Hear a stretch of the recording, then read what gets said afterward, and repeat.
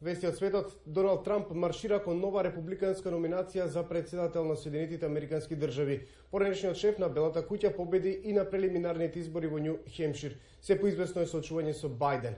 Мартин Николовски во Дневникот со информациите од Америка. Мартин, повели.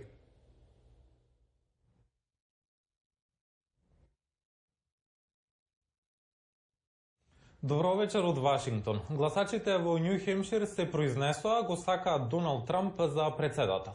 Тој победи во Ајова и сега во Њу Хемшир. Интересно е што, признавајќи дека загубила од Трамп, Хејли вети на тамошна борба. Трамп зборуваше подоцна во ноќта и речиси целиот говор го посвети на напаѓање на Хејли. Сега е наред да гласа Невада, што Трамп е сигурен дека ќе ја добие, и Јужна Каролина.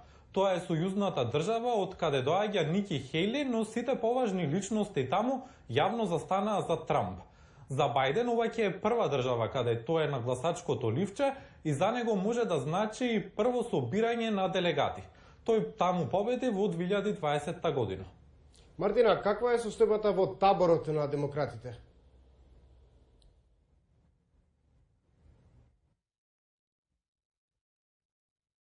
Демократите бараа од Њу Хемшир да го отстапи местото на држава во која првично се гласа.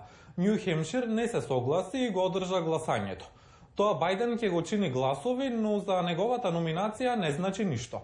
Кампањата на Бајден соопшти дека резултатите од вторникот направиле да биде очигледно дека изборите во ноември ќе бидат реприза на гласањето во 2020 година. Како што знаеме, Бајден победи, но Трамп никогаш не призна пораз и многу од неговите гласачи веруваат дека тој треба да има нова шанса. Мартин?